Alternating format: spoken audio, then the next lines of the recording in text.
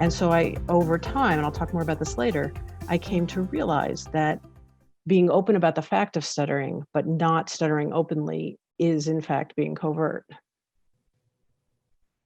Yeah, and I can relate to some of that. I was a person that stuttered covertly for 35 plus years. No one in my world knew that I stuttered, or so I thought. My goal was to use any extreme, even if it was ridiculous extremes, to appear fluent. I used the usual tricks that many of us who try to stutter covertly, but as Charley mentioned, my preference was avoidance. I didn't stutter if I didn't talk. My very definition of success was pulling it off. It was a game that I was playing with a very high emotional toll, but I thought the price was worth it. So Charley's going to talk to us about this next interesting concept. So I think the allure begins in childhood. We all liked playing hide and seek as a child. Nothing was better than having that perfect hiding place where they couldn't find you. So early on, we enjoy fooling other people. Marco Polo is another example of that, another hiding game. As we get older, we start to admire secret agents. Think about Jason Bourne. I'm a big fan of the Jason Bourne movies. 5 movies, Jason Bourne. Ethan Hunt is a secret agent. He's from the Mission Impossible movies. The 8th Mission Impossible movie is about to come out. Then you've got James Bond, 27 movies. Jason Bourne was so covert that he didn't even know who he was. So also we like pretending to be someone that we're not. Think about Halloween. We all like dressing up, pretending to be someone else. So therefore, what is the allure of covert stuttering? As I mentioned briefly earlier, victory for me was when I succeeded in fooling everyone, essentially when I appeared fluent. Each time that it worked, it felt so exciting. I couldn't wait to try it again with someone new. I believed I was sparing myself of any false assumptions because no one knew that I stuttered. I spared myself of judgment and false assumptions by pretending to be somebody I was not. And in my eyes, I was normal if I didn't stutter.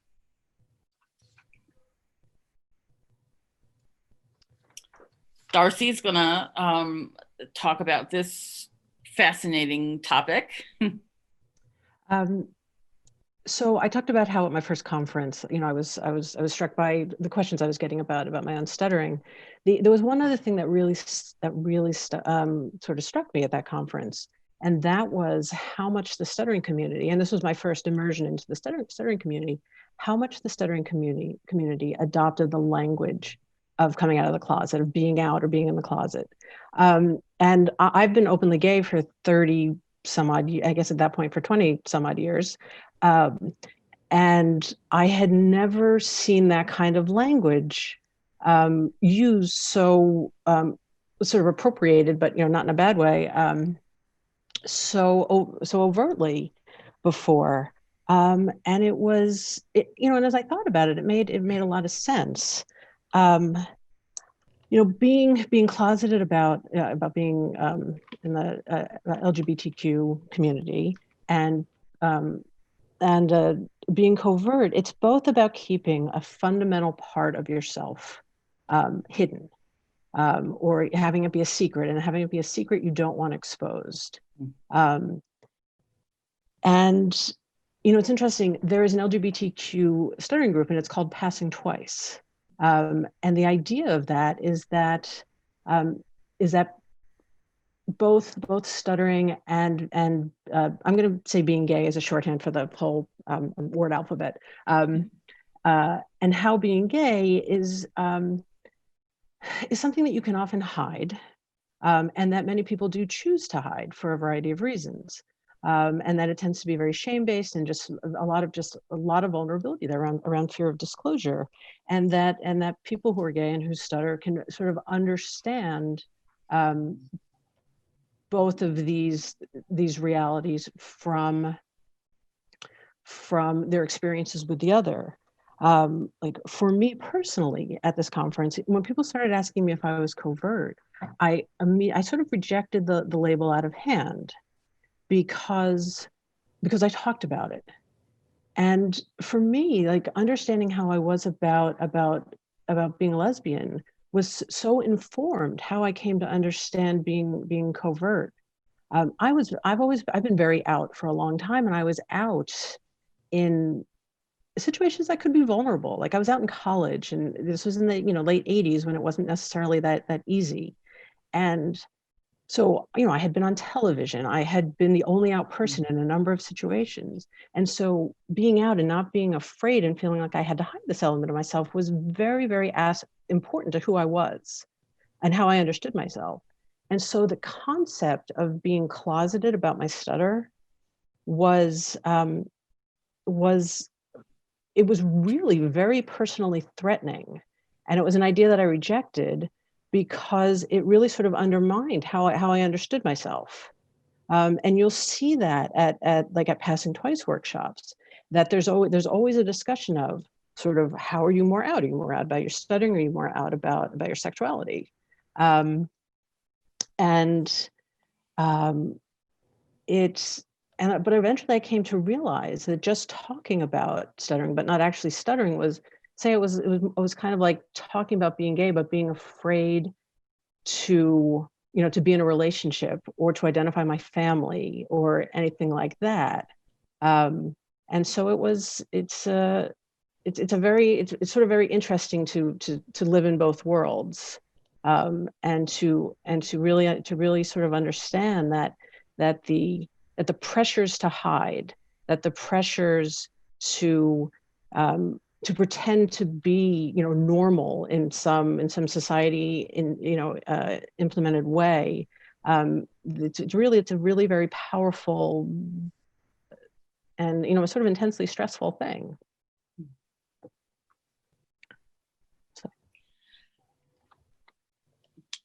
Charley, I think this is yours. This is. Or did I? Wait. I'm sorry. Oh. Presenter was too quick on the horn. Actually, I'm going to talk a little bit about that avoidance, which Charley mentioned in his clinical definition of covert stuttering, and which I also mentioned was my preference. So when we talk about shame, I first internalized the shame of stuttering at five years old. I've mentioned before, I don't remember the moment of when I first stuttered, but I remember the moment when I got negative feedback about stuttering. And that was my dad when I was five years old. He yelled at me, turned beet red in the face. He looked angry. He had a vein in his temple that when he was that angry and red faced would throb. So I immediately took that of his being ashamed of me, and that there must be something wrong with me. I thought I had done something bad, or I was bad.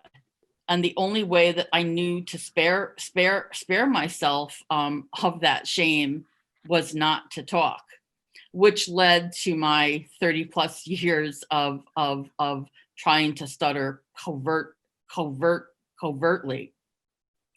Self-stigma of covert stuttering is also very real.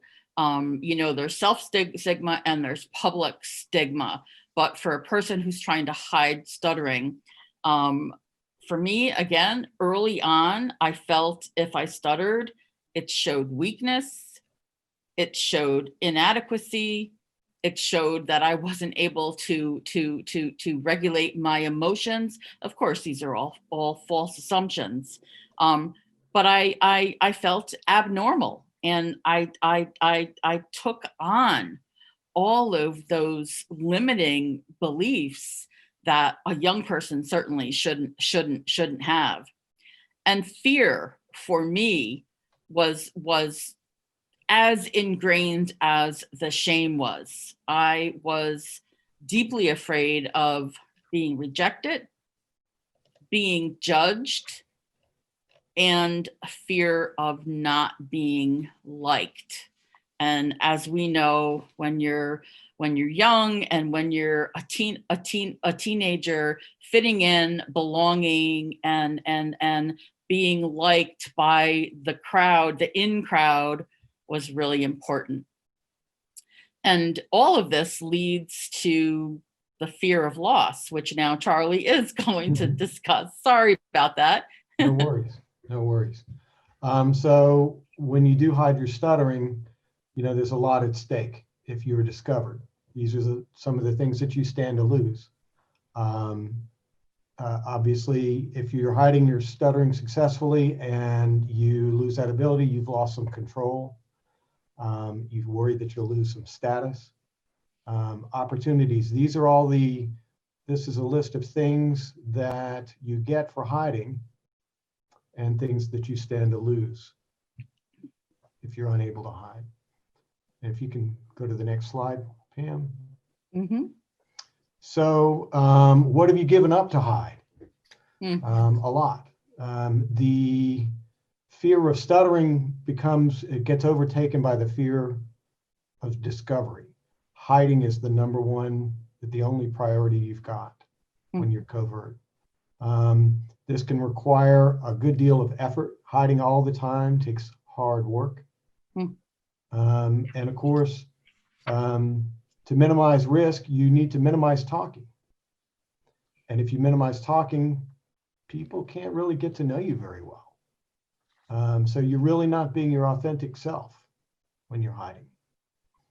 And when someone who stutters covertly seeks help, whether it's from a speech pathologist or a counselor, or psychiatrist, it's likely because they are feeling trapped and they're shutting down mentally. In the last segment, Gonzalo told us about social anxiety disorder and how it's often found at its higher incidence in the stuttering population. As many as 21% of people who stutter suffer from that. And I would just like to piggyback on that, Charley. For me, my mental health was definitely impacted because, along with avoidance of stuttering, I also tended to avoid everything else in my life, including emotions.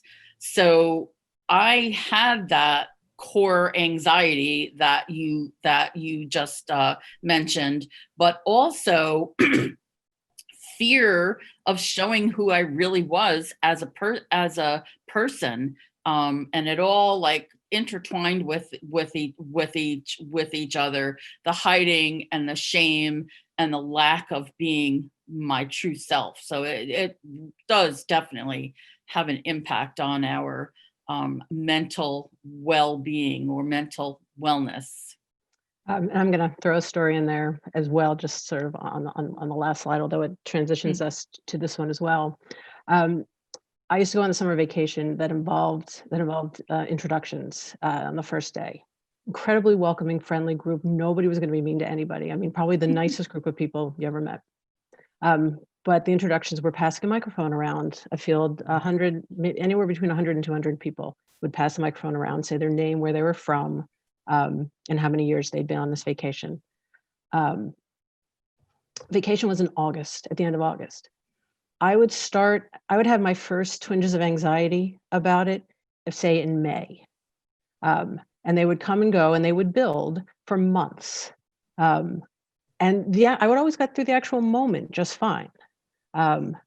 But the weight of that was so huge, and I could not let it go. And it got to the point where I would be taking a sedative in order to be able to deal with this. And the vast majority of people had no idea anything was going on. And like this type of story is not unusual. That it weighs so incredibly heavily on us, which transitions us nicely to why we come out. I mean, it's sort of a truism that people change when they perceive the cost of change as being less than the cost of maintaining the status quo. It is really, really, really hard to live in a state of constant fear of exposure, or of embarrassment or of humiliation or whatever it is we think we're carrying. And it is definitely the case when people come out of the closet that, you know, they deal with whatever consequences there are to this, but there's also this freedom of not having to check everything, make sure that you're always keeping your story straight about what you did this weekend, or you know, who your family is or what kind of relationship you're in. And with stuttering, when we're covert, we expend so much energy on focusing on how we're going to say things, or whether we're going to say things, or what's the safest way, or is there or what's the escape hatch, or what's the avoidance strategy. And that can really overwhelm focusing on just what we want to say, on the content of our speech. And so the freedom to just talk instead of talking with focusing on fluency as being the goal instead of content being the goal. I mean, that's huge. And the release of, you know, that kind of anxiety is huge. The other thing about hiding, about passing in any form, is that it's very, very isolating. That unless you're, say, at a conference where you can talk to other people, you know, who have lived that experience, you are mostly being covert in a very isolated, kind of fearful way. And it is much harder to find people who make you feel less weird and make you feel less normal. If you have internalized the idea that these natural ways of being are unacceptable. So when you can release that, you can find other people, and then you can just be.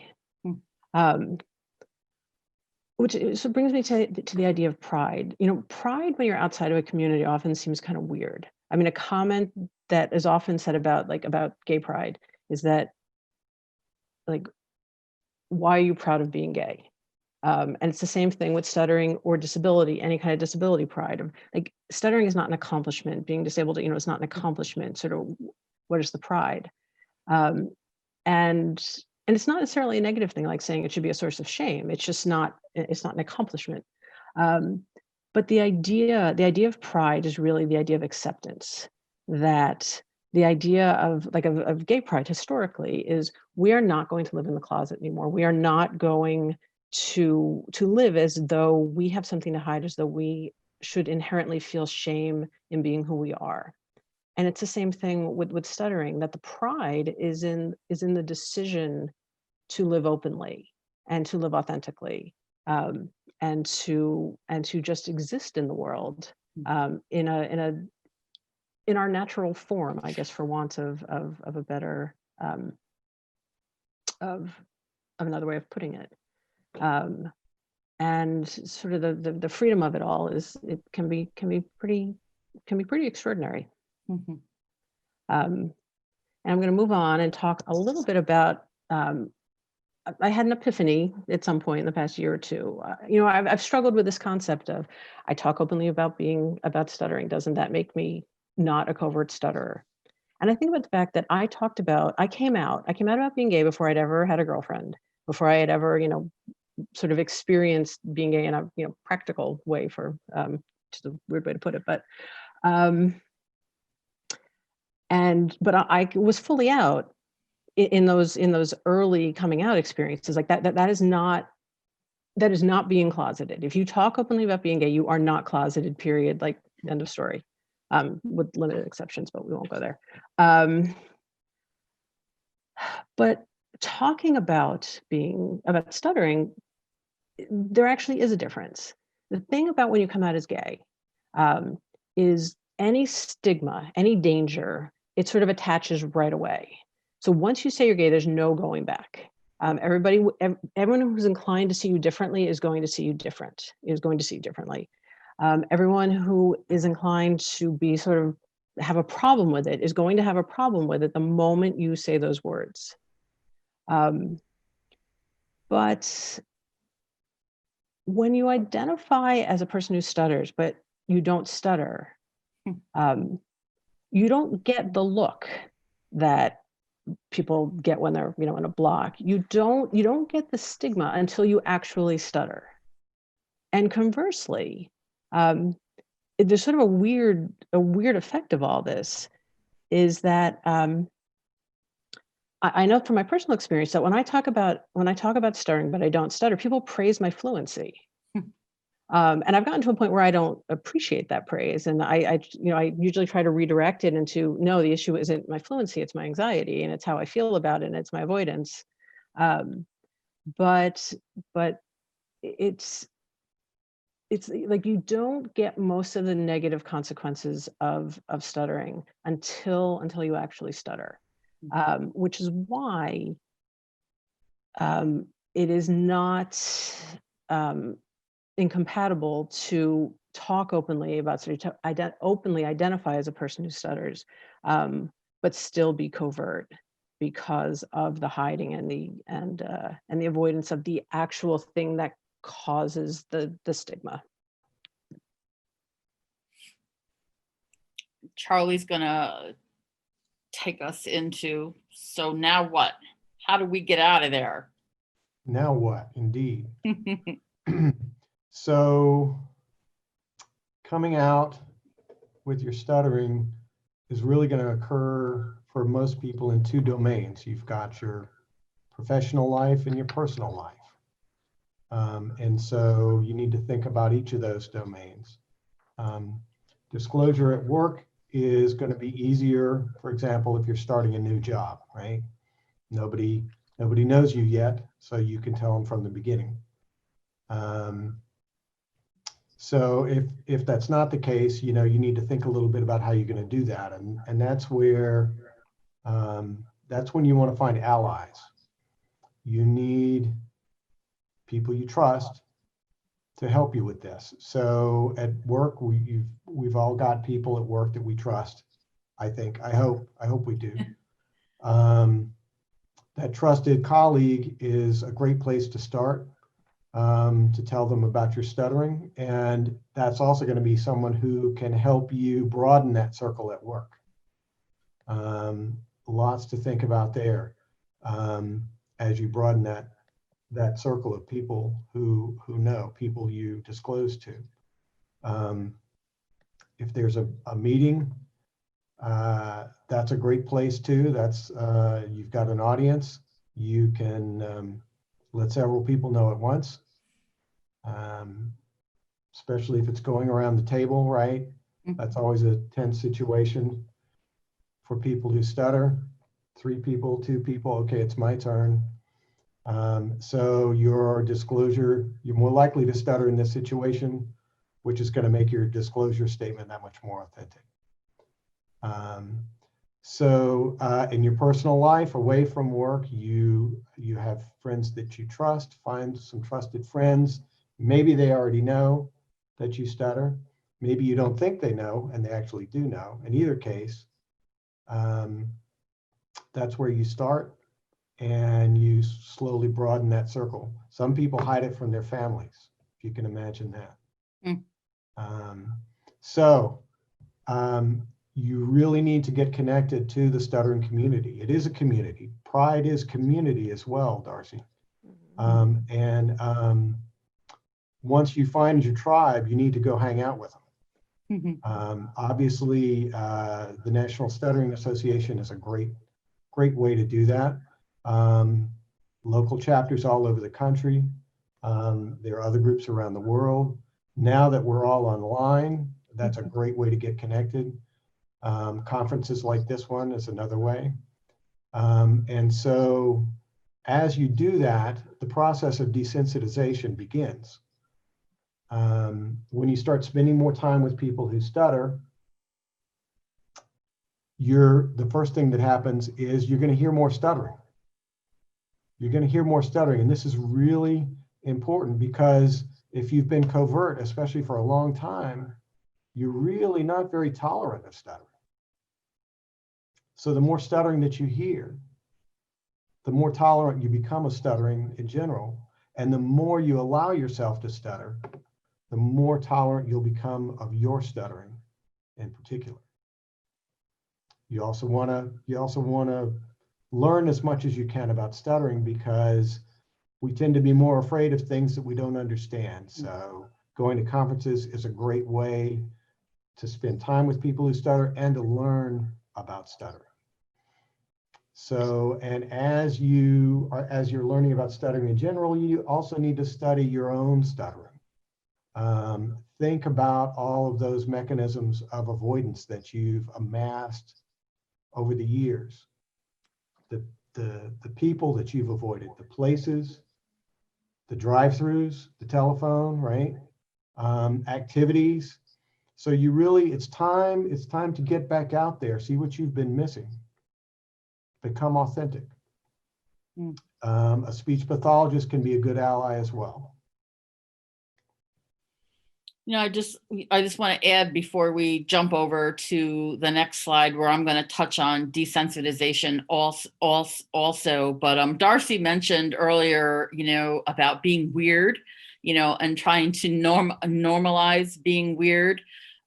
There's a really good book called We Are All Weird by Seth Godin. And it really embraces that whole notion of finding your tribe where it's okay to be weird. So just thought I would share that. It's a wonderful book.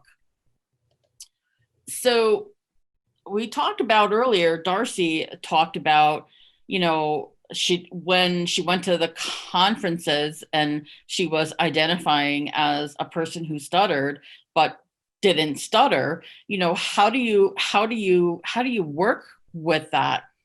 And full disclosure, Charley doesn't like the term stutterer, but Darcy and I use it interchangeably.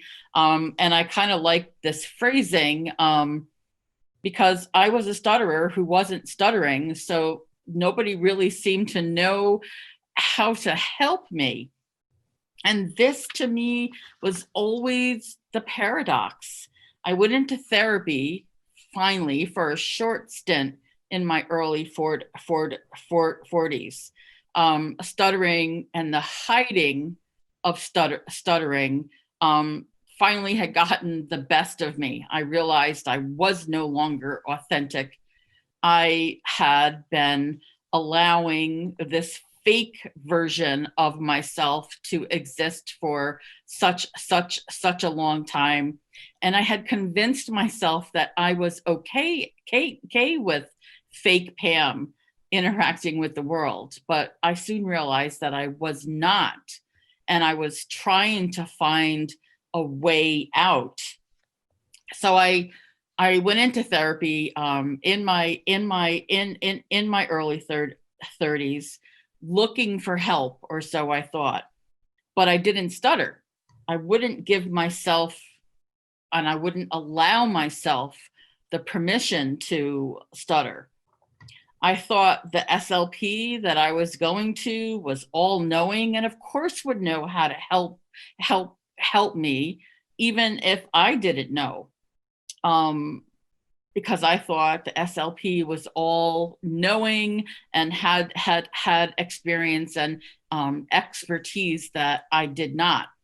And I quickly learned that, yeah, I did have expertise, because I'm the one who had stuttered for all of these years. So when somebody presents as stuttering covertly, does wind up in therapy, I think it's crucial that there be a therapeutic alliance in order to help somebody who says they stutter, but they're not showing any evidence of stuttering. Simply ask what the client wants or needs. I found in my 1.5 years of therapy, no one ever did. No one ever asked me what I wanted. The goals of therapy, of course, should be mutual and relevant. I've shared this piece with Charley a couple times. When I first went into therapy as an adult with student clinicians, I was often asked to read this rainbow passage, so that the clinician could count the number of disfluencies I had. And I thought, how ridiculous is this? A 40-year-old woman is being asked to talk about rainbows. So I got the courage to suggest that therapy goals needed to be relevant to where I was in life. I needed to be able to talk about how stuttering was impacting me at work, or the mental gymnastics of trying not to stutter was. And with the desensitization, I found that the best way for me to acknowledge that I stuttered, and to exert some control over stuttering, because again, I think that's one of the key concepts with stuttering. When we stutter, we're not in control. So I found voluntary stuttering, at least when I got over the counterintuitiveness of that. I found that was very helpful for me to begin to take that control. I'm going to break in just for a second, because I was looking through the chat and there was a question a few minutes ago. That was, what about the fear of stuttering? If this is an issue for you, is this something you consider as a cost or side effect of passing as fluent? I just briefly wanted to address that absolutely, that even though I'm not afraid of being identified as a person who stutters, the fear of that loss of control, the fear of that, the fear of the loss of sort of anonymity in a given moment, of suddenly all eyes are on me, like sort of waiting for me to spit it out. That I internalize that very, very deeply, and I'm constantly struggling against that, because I'm trying to undo that sort of habitual avoidance. But yes, I even though I consciously want to lose the struggle, to lose the fear, it requires a real active will on my part to do so, which is, again, why, even though I've been talking openly about stuttering for 11 years, I've had, next to no open disfluencies, in this incredibly safe space. So. Yeah. And I would just like to chime in, as I mentioned earlier, fear of stuttering for me was actually rooted way down in fear of rejection. And that for me was such a big piece. I didn't want to stutter openly and have people identify me as somebody who stuttered, because I was afraid I wouldn't be liked, that I wouldn't find love, that nobody would appreciate me for who I was. And this kind of jumps nicely right into our next piece. One of the ways that really began to help me drop the C in covert stuttering and become overt or more open was to begin to reframe stuttering. And I know that that's really hard for many of us, because perhaps we don't see any benefit from stuttering, and how could we possibly call stuttering a strength? When I began to see that it was okay for me to stutter openly, and that I wasn't going to sink in quicksand or be hit by lightning, I really did begin to think of it differently. I was able to identify grit, courage, confidence that I had when I stuttered openly. I also learned, to my surprise, that I learned to like being memorable. People remember Pam who stutters, and I was mortified years ago to think that I would be labeled in that way. But, being memorable in these days and times, and I'm thinking particularly like for job interviews, if we are authentic and we stutter openly with confidence and courage, people are going to remember that. And authenticity, which Charley mentioned, and I believe Darcy did as well, really does invite other people to do the same.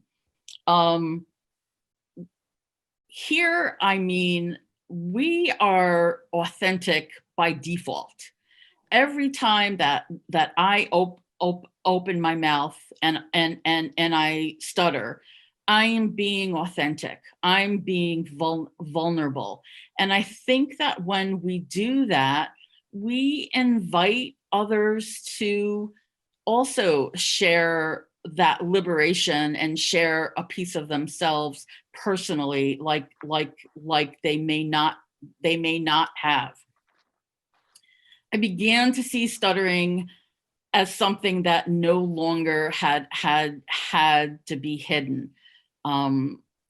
It didn't need for me to be identified as a problem that needed treatment and then needed eradication. I began to really absorb the fact that there's nothing wrong with stuttering. I wasn't broken. I didn't need to be fixed. And I began to develop this concept about stuttering is just a difference. It's not a defect that needs to be fixed. It's something that it's different, similar to red hair or green eyes as being different. And I think that when one is able to reframe stuttering as a whole, it makes being open or overt certainly much easier. And I think both Charley and Darcy would agree with that. I also think because we're vulnerable by default, I think many people secretly wish that they could be that vulnerable. because it does make us more authentic, which then in turn makes us open and more likable, and therefore not in fear of being rejected. So we have come to the end of what we wanted to present, and we really would like to hear from folks. So we have some, starter questions, but I suspect there are questions from the group. So I'm going to stop the screen share, and we'd like to hear what you guys think. Pam, we've got a great question at the bottom of the chat from Kim, who just, this is her first NSA experience. Kim, would you like to unmute and ask your question?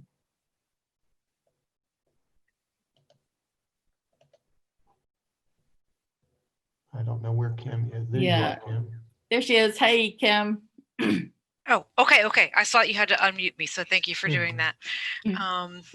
Okay, so hi, I'm Kim. So I'm telling 99 people that I'm a person who stutters. Thanks. So I am covert. I hide very well behind rocks and whatnot. So I have come out to some circles, friends mainly, to a few coworkers, but not many others. I'm not young. I'm in my 50s. That's young. Yeah, sure. Okay.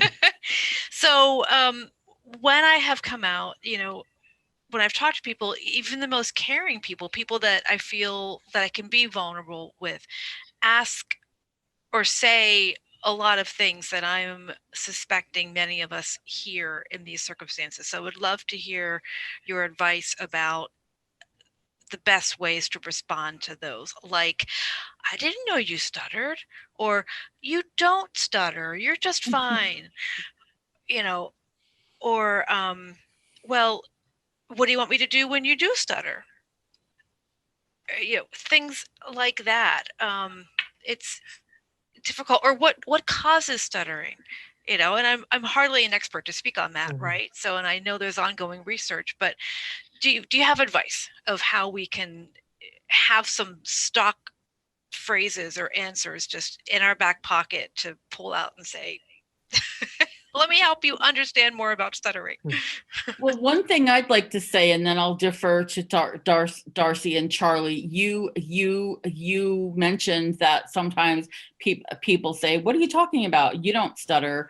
One of the things that I've come to learn about that is, yeah, I stutter and I'm good at it. What are you good at? And that's kind of a way to reframe stuttering, because of course I'm good at it. I've been doing it for 45 years. So that actually I think is a good response, that we can turn it into some type of positive instead of a negative.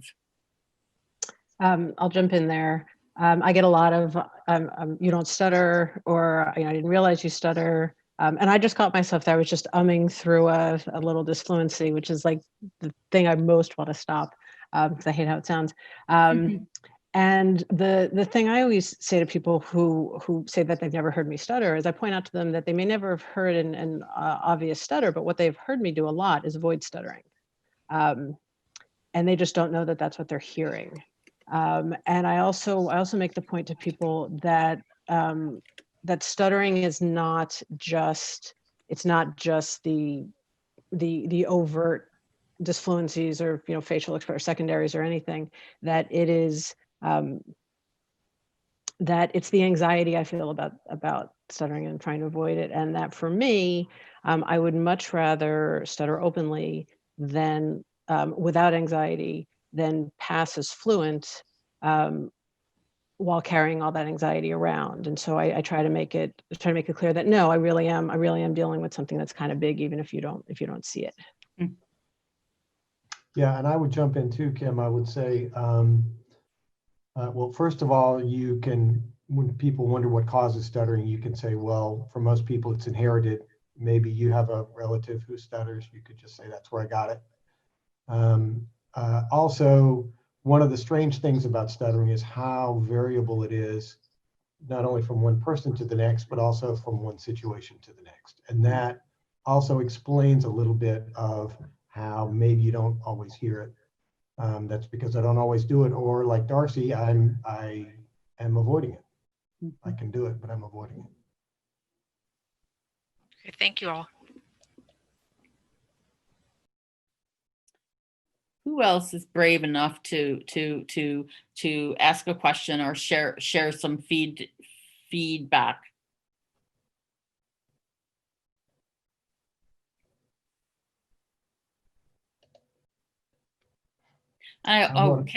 Kim, I also want to say you disclosed that this is your first NSA engagement, so we're glad it was to this session. Pam, I can jump in on something you were talking about earlier. You referenced the Therapeutic Alliance, and I wanted to comment on that as a therapist. Research with stuttering, we now know that from research that the Therapeutic Alliance is as important as the intervention that you choose. So it's absolutely crucial to establish that trusting relationship between a therapist and a patient. Yeah, and I'll take a moment to expound on that even more.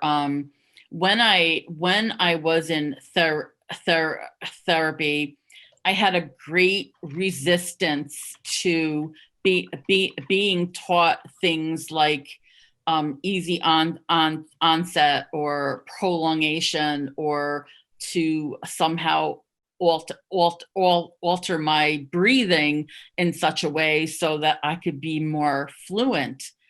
All of those things actually made me feel like I was just trying to cover up again. And that was something that I'd been struggling with for so long, hiding stuttering. I certainly didn't need to now intentionally hide stuttering with tools like that. I needed to just stutter and have that be okay. And I didn't know that at the time, but when I began to realize I'm okay, I just need to stutter and have somebody share with me that it was okay. That for me was a big aha moment in my therapy experience. Okay, thank you, Pam. That's great. We've got a comment from Ian. I'm trying to unmute you, Ian. Maybe I could. There we go. Okay, I think I did it. Thank you. Hi, could I go ahead? Absolutely. Yeah, hi, I'm Ian Wilkie from the UK.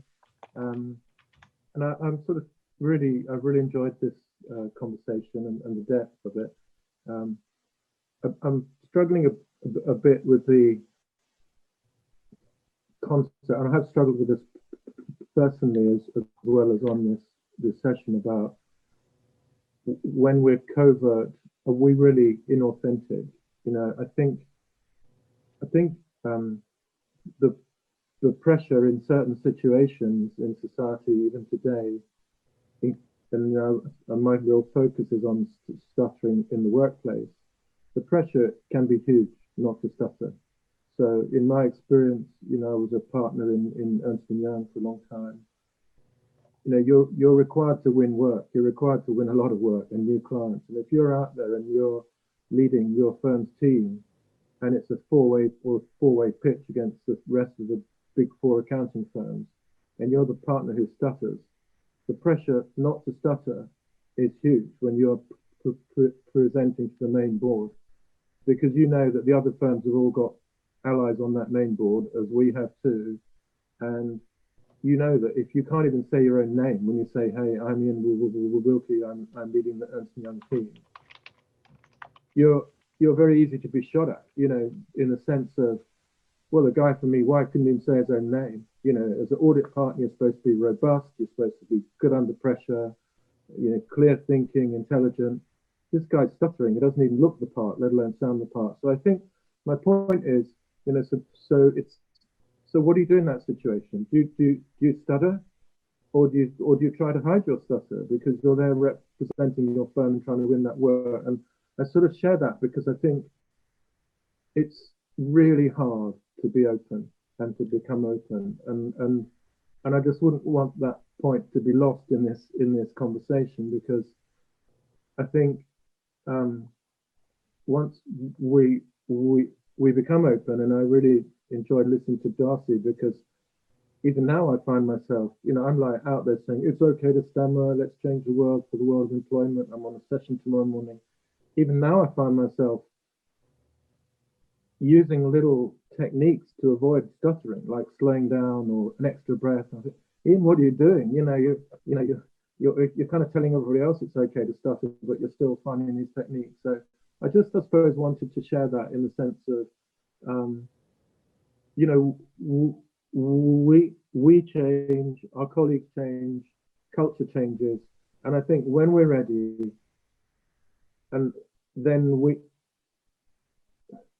can come out. But let's not beat ourselves up for not coming out when we're not ready, because it's tough.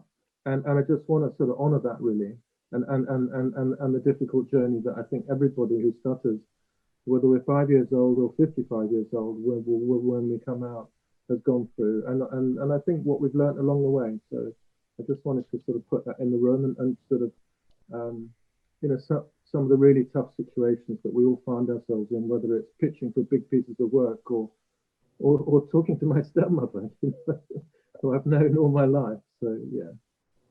I'm glad you raised those issues, and there's actually just a quick point I wanted to make in response. When we talk about the costs, you know, of being covert, or being out, and it's similar to cost of being closeted or being out. You know, these costs are real. It's not just that we're, you know, that or they can be real. It's not just that we've internalized the idea that bad things could follow, or that we're assuming people are overly focused on our speech when they're really not. I mean, there's real discrimination, and there are real costs of things. And so I think it's something we have to be, you know, we have to acknowledge. And I think you did a great job of sort of owning that and putting that out there. I mean, it can lead to professional consequences, and it can lead to personal consequences. And that a distinction I've sort of made for myself on this, and I'm sure it's not a universal thing, is that I think about if I'm making a decision motivated by shame, or not. If I'm not being open because of how that makes me feel about myself, then I generally feel worse afterwards. But if I'm not stuttering because either I'm experiencing natural fluency, which is, you know, part of my speaking pattern, as I'm sure it is for many people who stutter, or because sometimes it just, you know what, it's not the right decision in the moment. You know, that stuttering openly actually has a cost that I'm not willing to bear in that moment. And, you know, looking at it from the coming out perspective, like, people come out when they're ready, not because it's the right thing to do. They do it when it's the right thing to do for them. It's not like there isn't one universal standard. And I think that's true about anything that we're dealing with, you know, covert, with stuttering in particular, you know, in this case, that sometimes we need to make the decision that isn't like maybe the one that makes our, you know, us feel our authentic selves, but is the one that we need to do to deal with the situation in front of us. And so I'm glad you raised that issue, because I don't want us to be putting it out there that, no, being overt is the only way to be, is the only authentic way to be in every situation, because I don't agree with that. Thank you. There's a great comment in the chat from Mary Beth Allen. And Mary Beth, could you speak a little bit more about your regret on that? And I think, Darcy, you might need to unmute her. There we go. Okay, get that. Yes. Hi there. I have a microphone on here. There you go. Can you hear me? We can. Can you hear me okay? Yep. Yeah, so I'm 72 years old. Tomorrow I'll be 73. And I'm an SLP. I went back to school when I was 40 years old, so it's my second career. And I spent a lot of my 20s and 30s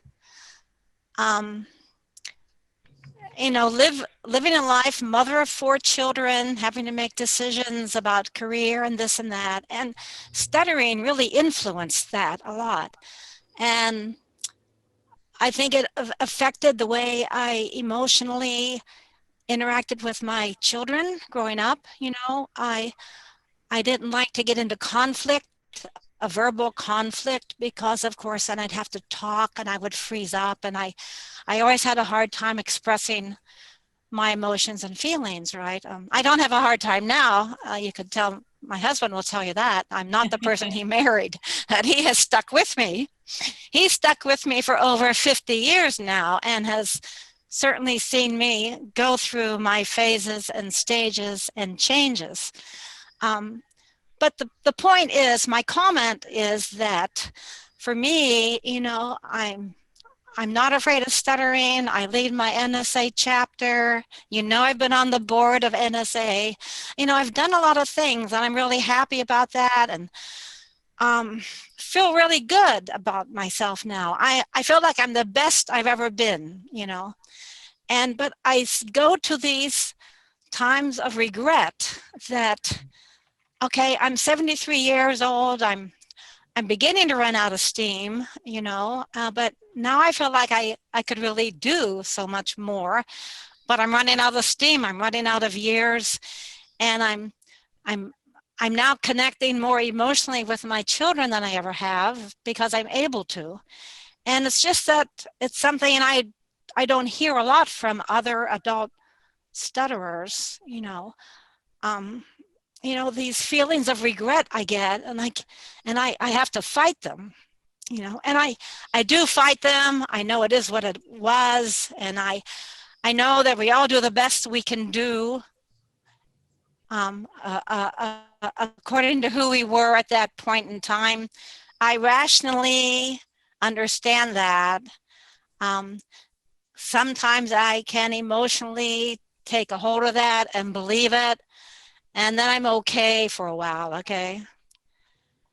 But then a week or two later, something will happen with one of my parents, or crisis, and then I will begin again to blame myself for whatever I did way in the past, and I can usually connect it with stuttering, so because that's who we are, it's that knee-jerk thing, So that was my comment. I don't know. I haven't heard of any other adult stutterers speak to this issue, is all. Thank you, Mary Beth. I'm going to mute myself now. We have a question from Sigridur. Darcy, if you can unmute Sigridur. Yeah. Hello, everybody. Thank you for a great workshop or presentation and the discussions. And I guess I have a question that I find a little bit hard to pose, because I have someone in my life that is actually my professor and soon to be my advisor for my master thesis. And I didn't realize it at first, but it is a person who stutters. It's a covert stutterer. And I've been quite open about my stuttering. I've actually written a paper about stuttering and talked about it. And I guess my question is, like, how do you have recommendations for kind of having this empathy and respect for just people that you interact with a lot and you look up to, who are covert, and you would love to have this open relationship with, open discussion with about the stuttering or it just being a normal thing, but you feel there's this elephant in the room. And and I feel like I have no right to really like.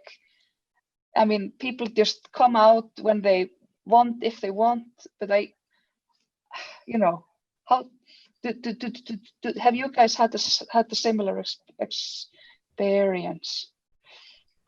Siga, I'd like to take that.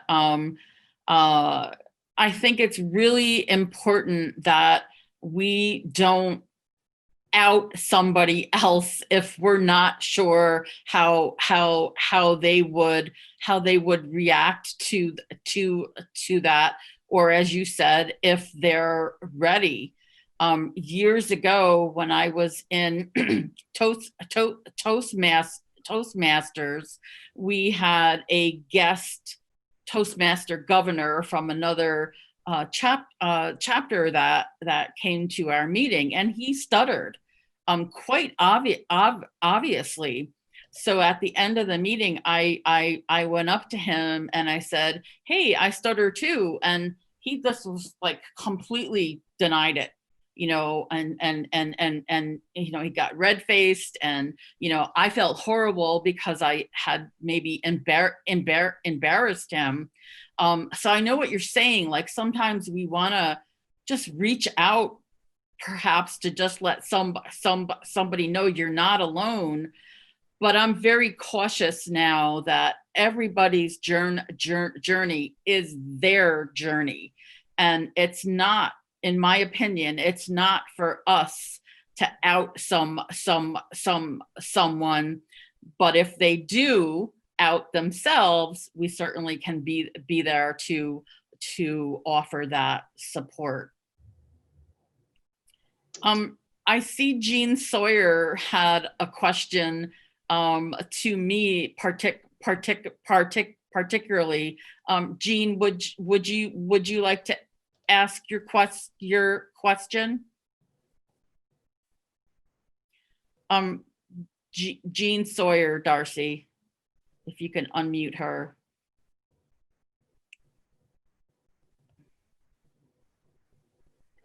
There you go. Hey, Jean. Oops, we can't hear you.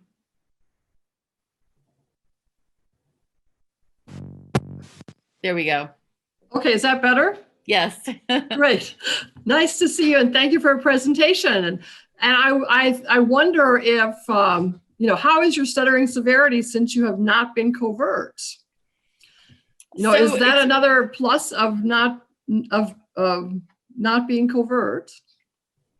So I personally, I try not to measure my stuttering on a severity scale.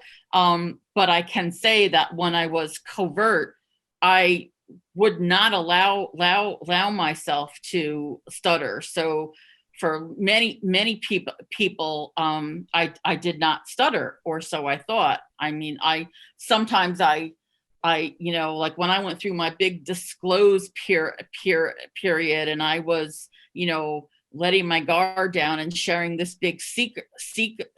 Hey, I want you to know that I stutter. People were like, yeah, we know that, but I think for me, obviously there's a big difference from going from zero stuttering to much more open stuttering. But as Charley mentioned, the more that I allow myself to stutter and be amongst other people who stutter, the more tolerant I became of it. And yes, I definitely hear more stuttering with myself, but it's easier to just stutter openly than it was ever for me to try to consciously think in the moment of what tool to use to not stutter. So stuttering openly for me is far easier. Thank you. Thank you. Thank you for the question. And Darcy, Hilda had a question. If you can find and unmute Hilda, please. All right, should be good to go.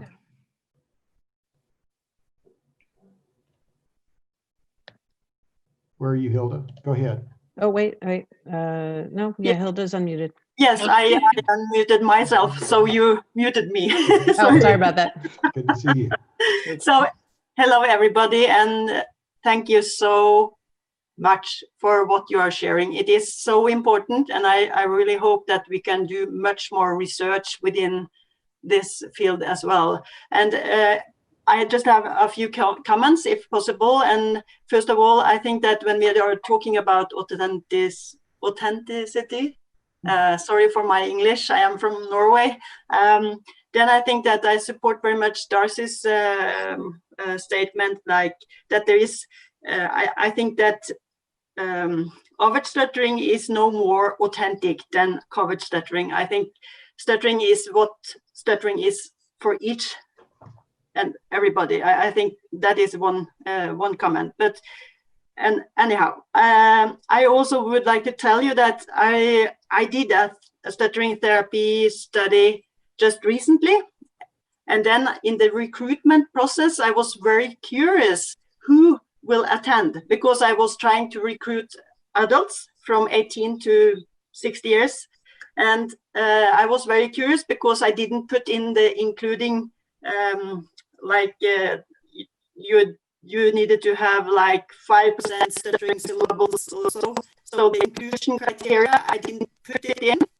And then it was actually more people who were passing as fluent in my cohort compared to people who were stuttering overtly. So I just wanted to share this information because I think that there are much more people out there who in a way handle it in the way of trying to cover. And I also would like you later on, maybe in another conference, maybe to discuss also about the word covering, because I see that groups, all people are trying to cover in some ways. It is a way to handle, and I think that context sensitivity is a very important word here. So regarding the context, I think everybody are trying to handle the situation as good as they can. Yeah, just very few comments. I thank you for letting me. Thanks, yeah. Hilda. You make one of the great points that you made is true. We really don't know how prevalent covert stuttering is because they're covert, right? Mm-hmm. Let's see if we've got any more questions. Yeah, Rosie Matthews asked, yes. And then we're probably running out of time. So maybe Rosie, and then perhaps one more question. Is Rosie unmuted? 1 minute. There we go. All right, should be able to unmute now. Mm-hmm. Hi. Okay, so I'm an SLP, and similar to Mary Beth, I went back to school in my 40s. I got my degree, and then went. Actually, I was fortunate to have had Dr. Oliver Bloodstein was my professor, and in becoming a board certified specialist, Scott Yaris was my mentor. So I really feel that I learned from the best. And so, of course, in my treating my clients, I'm very cognizant of working on stuttering openly and acceptance, all the cognitive and affective aspects. However, I remember asking Scott many years back, how do I balance this with also teaching stuttering fluency shaping and stuttering modification? How am I telling someone, and Pam, you had brought this up before, how am I telling someone, well, do this and do this and do this, it'll make you stutter less, but at the same time, it's okay to stutter, it's all good. And he gave me some wonderful analogies that actually I pulled it from my files when we were talking. I'm not going to read them, but I'm asking, I'm not a person who stutters.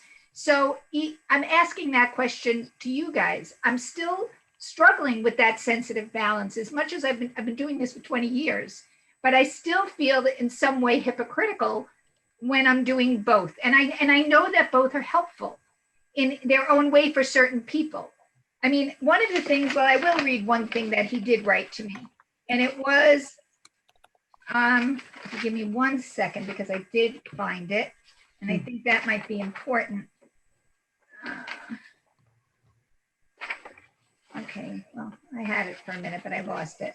Okay, now here it is. Okay, there's another way of looking at it. The key in my mind is to let the client select the balancing point.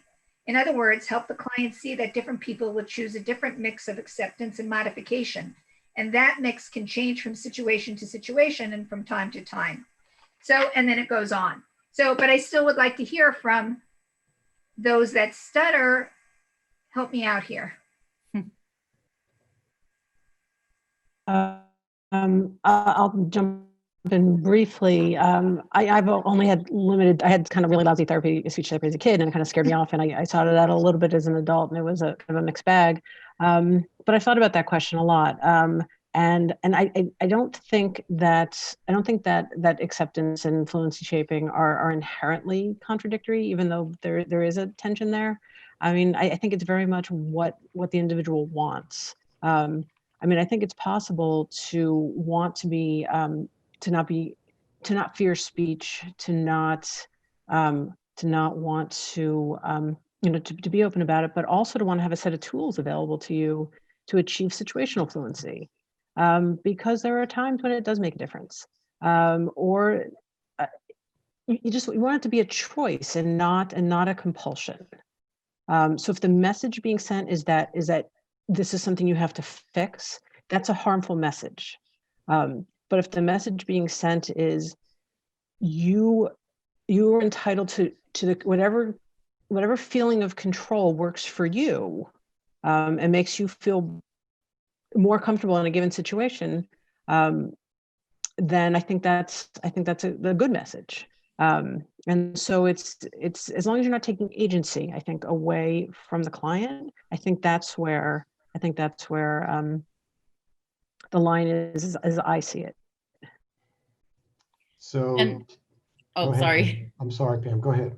I was just gonna add to that, and I think we're the last session, so we may be okay with going over a little bit.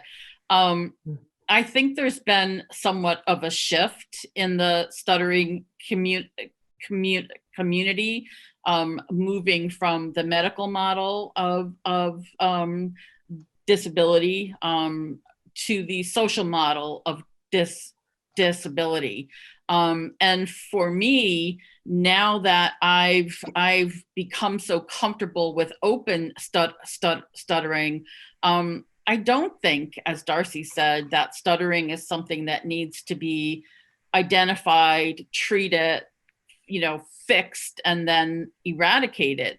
I think the social model is leaning towards, again, what we talked a little bit about, stuttering pride. The social model, we should be able to, identify ourselves as being different, not defective. And I think that that's a really interesting perspective that is, beginning to take foot in the stuttering community, because as far as disabilities go, we're the easiest to accommodate. You don't have to put in a wheelchair ramp, to accommodate stuttering. We just need people to give us an extra moment or two of patience to get our word out.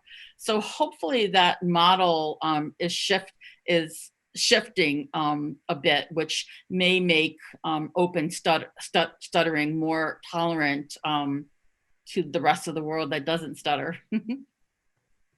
Great point, Pam. Darcy, if you can unmute Chaya Goldstein. I think she had the next question, and then a couple more after that. After that, I've got Paige and Barbara. Mm-hmm. Awesome. There's a First great off, chat going on too. Go ahead. Can you hear me all? Hey. All right. So Charley, Darcy, and Pam. Wow, thank you so much so far from what you've shared. You've touched on the part that no one can all put words to. And I'm talking to this as someone who was covert and chose to go into the field as a speech therapist because I realized that I didn't want to run from myself. So like what we're talking about goes so much more deeper than just stuttering versus not stuttering on the surface. It's really this coming to terms of who you are as self. So I can really relate to, I think it was Mary Beth, you were saying that, you know, like looking back and wondering about those years that you didn't have that chance to be your full self, and just really want to say like kudos to you for stepping into you. There are many people and that I work with that also feel that. So just know that it's not just you, but it's something that a lot of people do feel. So what I wanted to just comment, because I know time is short, Brene Brown has been a huge addition to the therapy that I do. And I see a lot of you nodding your heads. Mm-hmm. She talks all about vulnerability, courage, authenticity.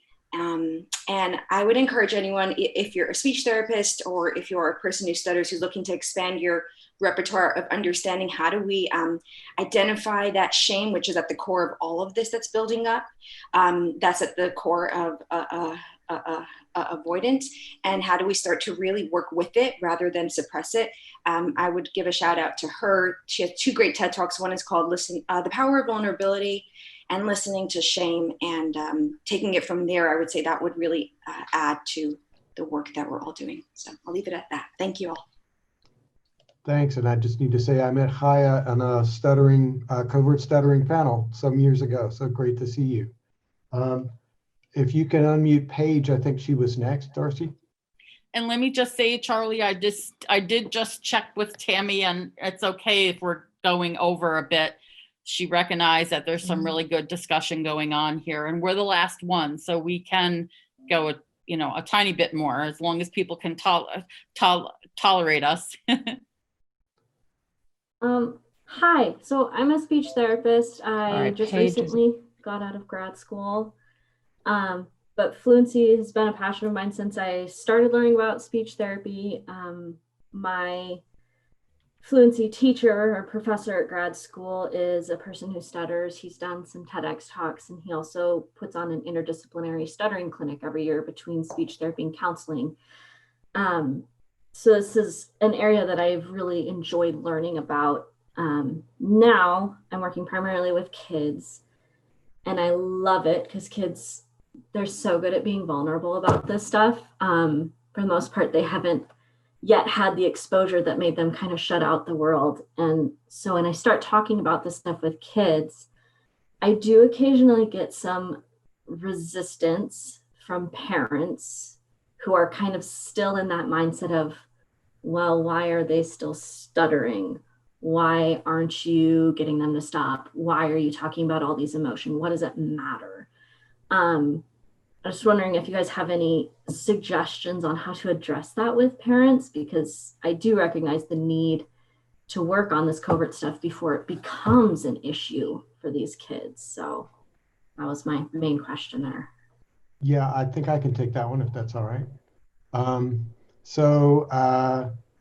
Scott Yaris was the first one to tell me that we need to speak to parents at the very first meeting about chronicity, which is the likelihood that this young child who has begun to stutter may stutter for the rest of his or her life, and start sending them the message right then that he or she is going to be just fine if he or she continues to stutter. It's a often tough message for parents to hear, but we need to be consistent, and we need to start at the beginning and let them know that that's a possibility, even though we know the math tells us that in all likelihood, this child probably won't stutter in a few years. He or she might. And you, mom and dad, need to be okay with it now, because when he or she turns 11, you still need to be okay with it. You need to start working on that now. Good question. Good question. And Barbara wanted to contribute or ask something. Barbara.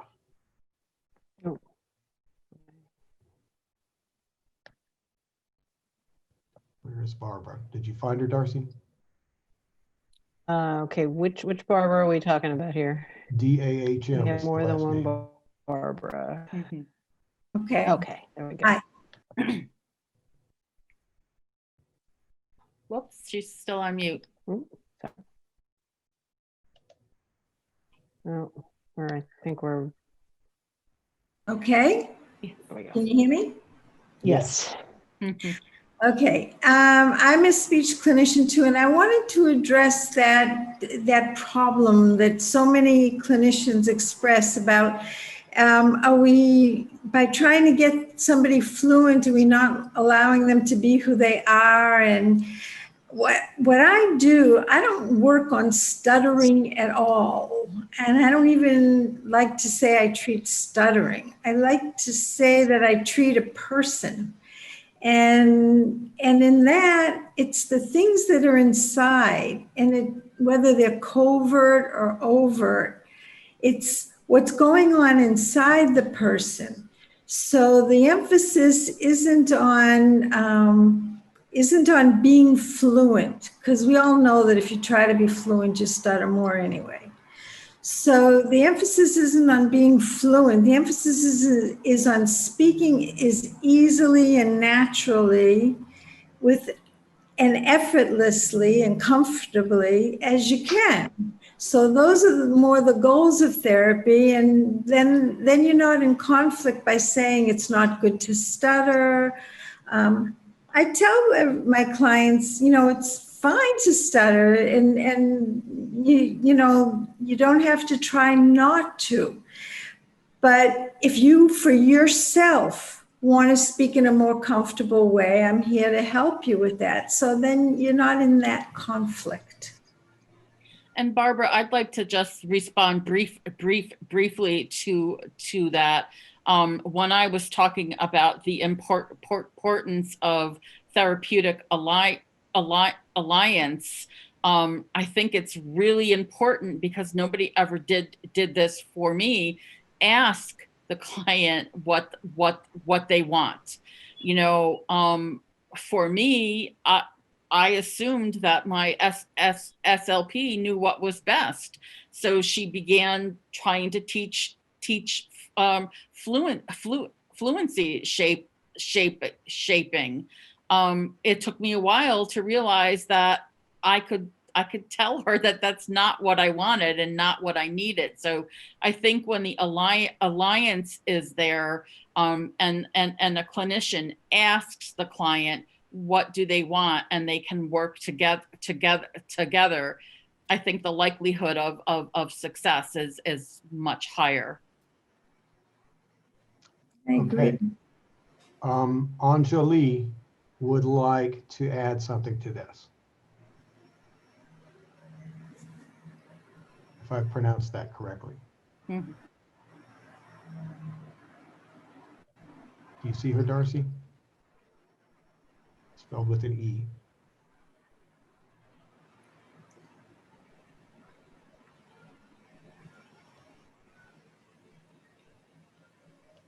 Hi, everyone. My name is Anjali Richardson, and I'm a first-year doctoral student at the University of Houston under the mentorship of Dr. Kier Johnson.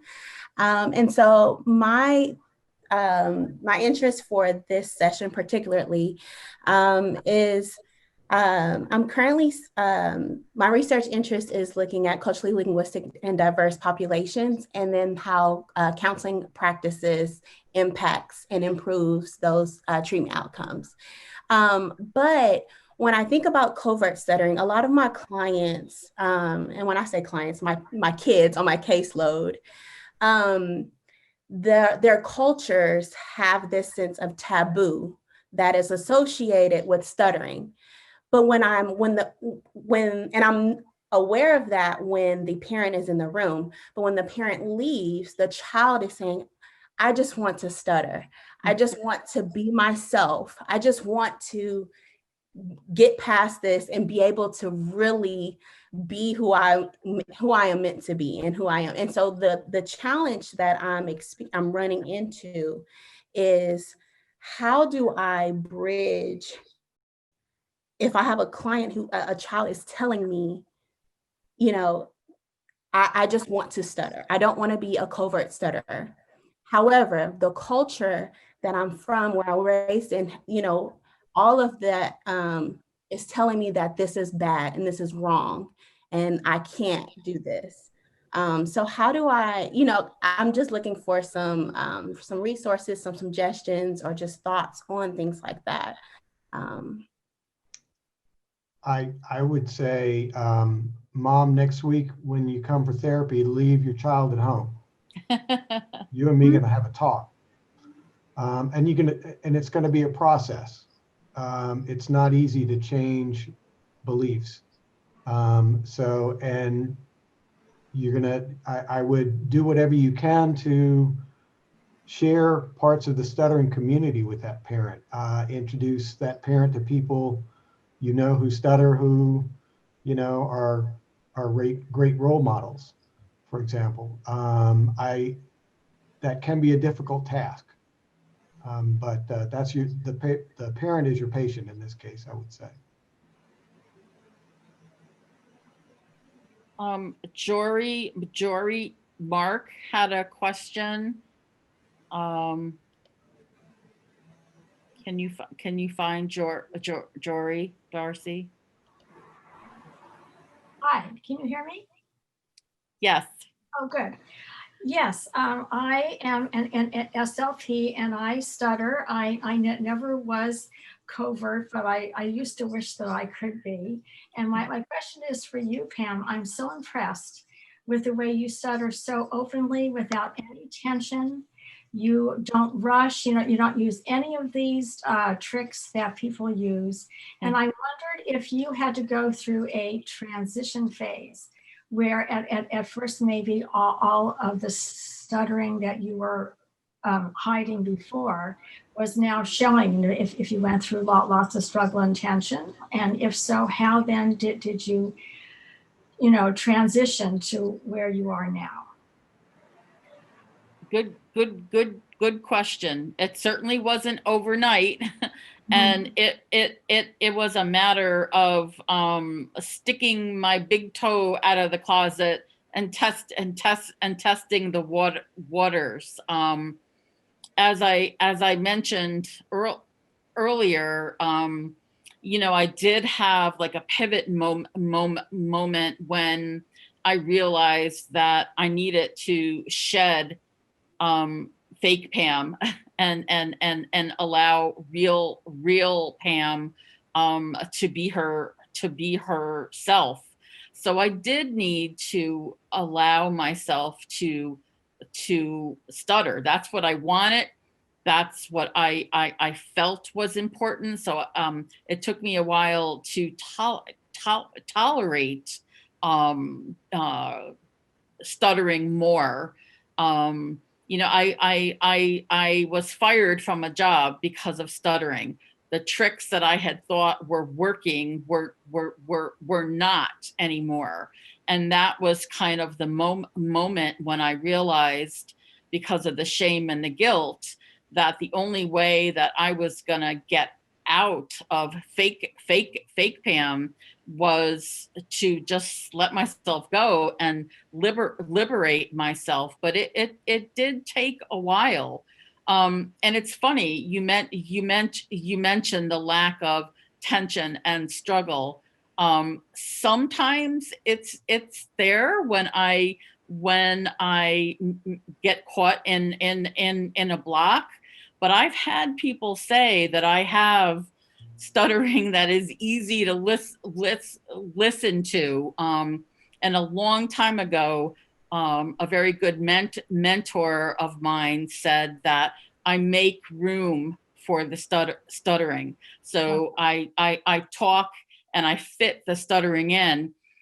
So shameless plug, I have a blog called Make Room for the Stuttering, because as I was making room for it, I began the need to try to write about it. And so I chose to blog, Make Room for the Stuttering.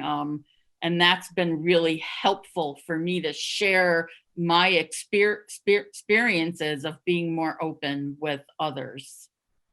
I don't know if I answered that question. You did. Thank you. That was great. And Anita has posted a link to your ISAD paper in the chat too, Pam. Oh, great. Thank you. So the paper she Anita shared is one that I wrote about resilience. And I would just tell you the title of the paper. It's Reconciliation as Resilience. And I think that when I finally reconciled my two selves, fake Pam and real Pam, and kicked fake Pam to the curb, that's when I reconciled, and then was able to find the resilience that I never really knew I had, and allowed myself to be myself. Do we have any other questions? There's the chat box is just amazing. Agreed. Well, let me be the first to say thank you all very, very, very much.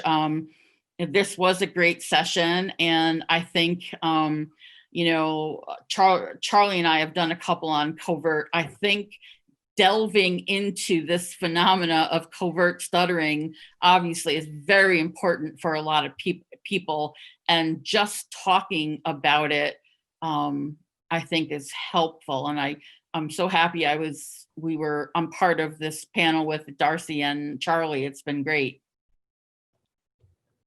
It has been a pleasure. Thank you all for sticking around. It's a good thing we were the last session of the day, huh? Yeah. Yeah, no, it was great to be a part of this. And thank you guys for inviting me. Oh, sorry, I'm talking over you, Charley. You're good. All right. So if everybody wants to just can they unmute themselves, Darcy? Or I was just going to say everybody could just unmute themselves and we could say goodbye. Or you can do it this way too. Yeah. Bye, everyone. Thank you so much. Thank you.